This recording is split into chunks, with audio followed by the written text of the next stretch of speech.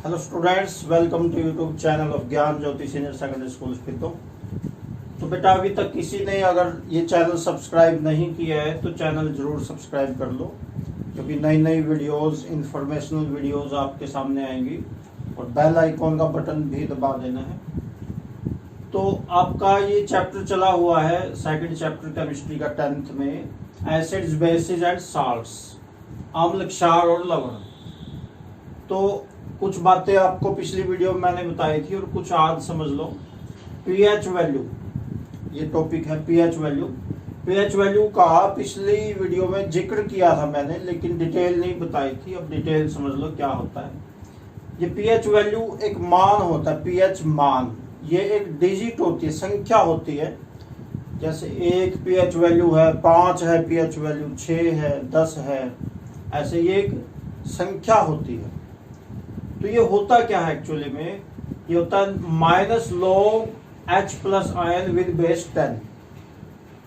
अब log क्या होता है? log एक मैथमेटिक्स की प्रोसेस होती है, वो आप मैथ में 12वीं या 11वीं क्लास में सीखेंगे। log पहले 9th में भी आता था। तो negative log of hydrogen power H plus ion. H plus ion का log ले लो, log वैल्यू। ये लॉग टेबल होती है, उसमें वैल्यू देखी जाती है कि किसी की लॉग वैल्यू कितनी है। कैलकुलेटर में भी होती है ये। तो हाइड्रोजन आयन की लॉग वैल्यू ले लो और उसका फिर माइनस, नेगेटिव कर लो। बेस 10 होना चाहिए। तो बेस, ये भी वो आप वहीं लॉग वाले चैप्टर में सीखेंगे बेस क्या होता है। तो ये इसकी डेफिनेशन है। The negative log of hydrogen ions with base 10 of a substance is called pH value। तो एसिड्स की pH वैल्यू 7 से ज्यादा होती है, एसिड्स की pH वैल्यू 7 से कम होती है, बेसिस की pH वैल्यू 7 से ज्यादा होती है, और जो साल्ट्स होते हैं उनकी pH वैल्यू 7 ही होती है, ना उनकी pH वैल्यू 7 से ज्यादा ना कम। तो ये जो pH वैल्यू है, ये शब्द बार बार यूज होना है इस चैप्टर में। तो इसको एक बार पक्का समझ लेना, आपने पक्का सीख लो इसको। तो आगे नेक्स्ट देखिए बेटा, अब मैं आपको क्वेश्चंस करवाऊंगा। अभी तक आपको ये बेसिक चीजें बताई थी जो पूरे चैप्टर में सारे क्वेश्चंस में काम आएंगी। तो पहले ये, इससे क्वेश्चंस करने से पहले ये बेसिक चीजें आपने सीखनी है। अब क्वेश्चन देखो, सेट 1 का टेक्सचुअल क्वेश्चन है सारे। सेट 1 का पहला क्वेश्चन आपको दिया हुआ है। स्टेटमेंट आपने बुक में से ही पढ़ लेनी है। तो स्टेटमेंट में लिखा मिलेगा आपको कि आपको 3 टेस्ट ट्यूब्स दी गई हैं। एक टेस्ट ट्यूब में तो है पानी, एक में है एसिड यानी अम्ल, तेजाब, एसिड तेजाब को कहते हैं, और एक में है बेस यानी क्षार।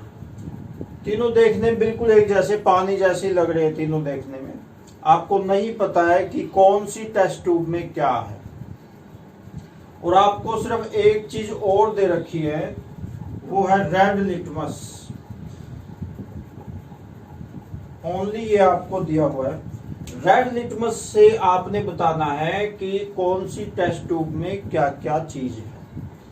तो ये आपको पहले बताया हुआ है, पिछली वीडियो में बताया था मैंने कि रेड लिटमस जो होता है वो ना तो एसिड करता रेड लिटमस पे कुछ भी। रेड डुबोया लिटमस, इसमें रेड का रेड ही रहेगा, कोई चेंज नहीं आएगी। ना ही बेस कुछ पानी उसमें कुछ करता है। लेकिन बेस जो होता है उसमें रेड लिटमस को डुबोएंगे तो वो उसका कलर ब्लू हो जाएगा। तो तीनों टेस्ट ट्यूब्स में रेड लिटमस को डुबोएंगे। तो जिस टेस्ट ट्यूब में रेड लिटमस का कलर ब्लू हो जाए, बिल्कुल ध्यान से, सिंपल है। जिस टेस्ट ट्यूब में रेड लिटमस का कलर ब्लू हो जाए, इसका मतलब उसमें बेस है।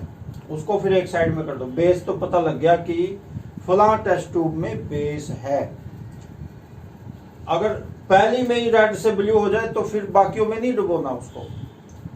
शुरू में ही अगर रेड से ब्लू हो गया तो फिर बाकियों में नहीं डुबोना, इसका मतलब वो बेस है। अब रहेगी 2 टेस्ट ट्यूब्स। इनमें बताना है कि कौन सी में पानी है और कौन सी में तेजाब है। अब वो जो रेड हुआ, रेड का ब्लू जो हुआ है, ब्लू लिटमस जो हुआ है, उसको डुबोएंगे। तो दोनों में से जिस टेस्ट ट्यूब में उस ब्लू का कलर रेड हो जाए, दोबारा ब्लू का दोबारा से रेड हो जाए, इसका मतलब वो एसिड है। अब एसिड का भी पता लग गया, बेस का भी पता लग गया, एसिड का पता लग गया। तो इसका मतलब जो बच गया उसको आराम से पी सकते हैं। इसका मतलब वो पानी है जो बच गया, इनको नहीं पी सकते। बेस एसिड तो अगर मामूली सा खाल पे गिर गया जला देगा, और बेस पेट में जाके नुकसान करेगा। पानी पी सकते हैं। तो बिल्कुल सिंपल है। तो ये था पहला क्वेश्चन सेट 1 का। और सेट 1 में एक ही क्वेश्चन है। सेट 2 में देखो पहला question, first question, why should curd and sour substance not be kept in brass and copper vessels. Hindi में समझ लो, दही होती है या दूसरे जो खट्टे पदार्थ होते हैं, उनको पीतल या तांबे के बर्तनों में क्यों नहीं रखना चाहिए। वैसे तो पीतल और तांबे के बर्तन आजकल घरों में है ही नहीं, पहले होते थे। लेकिन अब क्वेश्चन आया है तो समझ लो इसको। दही या खट्टे पदार्थ हैं, उनको पीतल के या तांबे के बर्तनों में क्यों नहीं रखना चाहिए? क्योंकि जो खट्टे पदार्थ होते हैं उनमें एसिड होता है, तेजाब होता है उनमें, और वो जो एसिड है वो पीतल और ब्रास और तांबे के साथ मिलके विषैले लवण बनाता है, पॉइजनस सब्सटेंसेस बनाता है। तो जिस कारण वो खराब हो जाएंगे। दही अगर तांबे के बर्तन में रख दी, पीतल के बर्तन में रख दी, 2-3 घंटे रख दी और फिर उस दही को खा लिया तो पॉइजन बन जाएगा। वो आदमी मर भी सकता है उस दही को खा के। तो इस बात का ध्यान रखना है।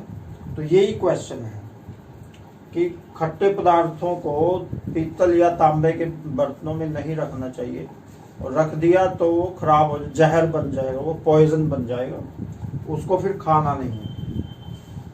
नेक्स्ट सेट 2 का सेकंड क्वेश्चन देखिए, which gas is usually liberated when an acid reacts with a metal. कोई एसिड है जो मेटल के साथ रिएक्शन करता है तो कौन सी गैस निकलती है? सीधा सा आंसर है हाइड्रोजन गैस निकलती है। क्योंकि जो एसिड्स होते हैं वो मेटल के साथ रिएक्शन करके हाइड्रोजन गैस निकालते हैं।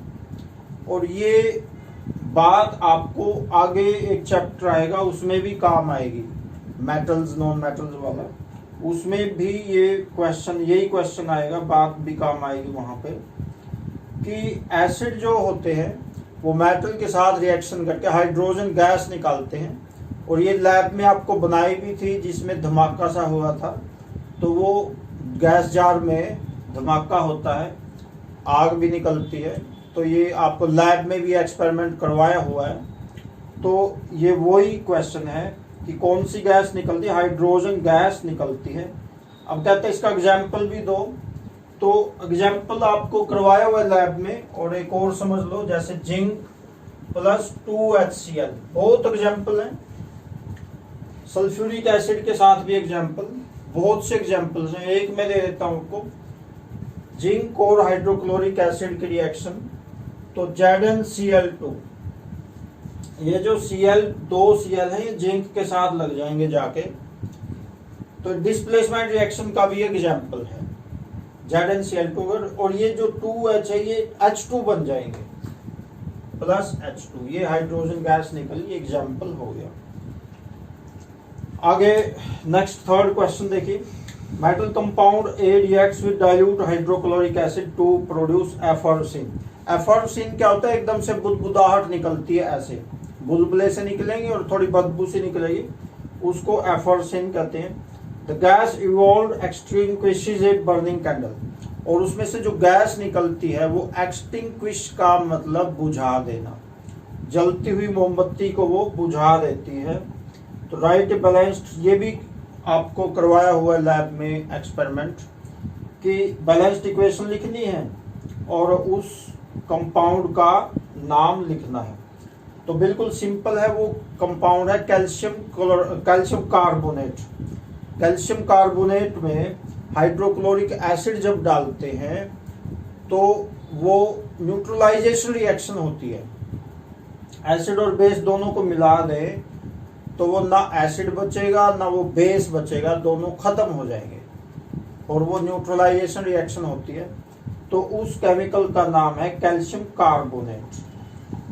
तो उसमें से जो गैस निकलती है वो निकलती है कार्बन डाइऑक्साइड, और कार्बन डाइऑक्साइड गैस जो होती है वो आग को बुझा देती है, वो बर्निंग कैंडल को, जलती मोमबत्ती को वो बुझा देती है। ये आपको लैब में करवाया हुआ याद करो। तो अभी आज इन्हीं क्वेश्चंस को आपने करना है। नेक्स्ट वीडियो में फिर मैं सेट 3 सेट 4 के कुछ और क्वेश्चंस आपको करवाऊंगा। तो अभी इस वीडियो में इतना ही रहेगा। Okay, thanks.